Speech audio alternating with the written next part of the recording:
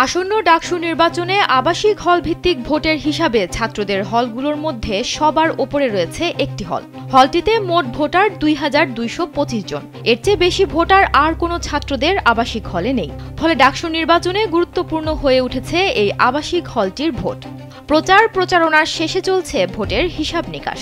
তবে হলের ভোটের সমীকরণ করতে দ্বিধাদ্বন্দ্বে অধিকাংশ প্রার্থী, বিশেষ করে প্রচারণায় এগিয়ে থাকা ছাত্রদল ও ছাত্র শিবিরের ভিপি, জিএস, এজিএস প্রার্থীরা হল নিয়ে স্পষ্ট বার্তা পাচ্ছেন না।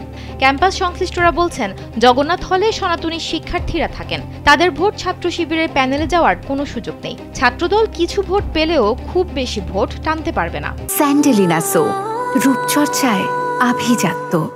ভিপি পদে জগন্নাথ হলের 2 জন প্রার্থী থাকলেও তারা তেমন আলোচনায় নেই। তাদের ভোট দেয়াটা গুরুত্বপূর্ণ নয় বলেও মতামত দিচ্ছেন অনেকে। এমন বাস্তবতায় জটিল হয়ে উঠেছে জগন্নাথ হলের ভোটের সমীকরণ। কার বাক্সে বেশি যেতে পারে জগন্নাথ হলের আবাসিক শিক্ষার্থীদের ভোট? শিক্ষার্থীরা বলছেন, যোগ্য প্রার্থীকে ভোট দেবেন তারা।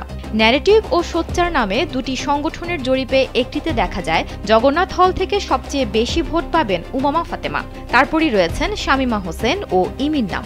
বিষয়টি নিয়ে উমামা ফাতেমা বলেন, শুধু জগন্নাথ নয়, হলগুলোতে থাকা মুক্তিযুদ্ধের চেতনায় বিশ্বাসী সব শিক্ষার্থী প্রার্থী নির্ধারণে আমাকে বিবেচনা করবেন বলে আশা করছে।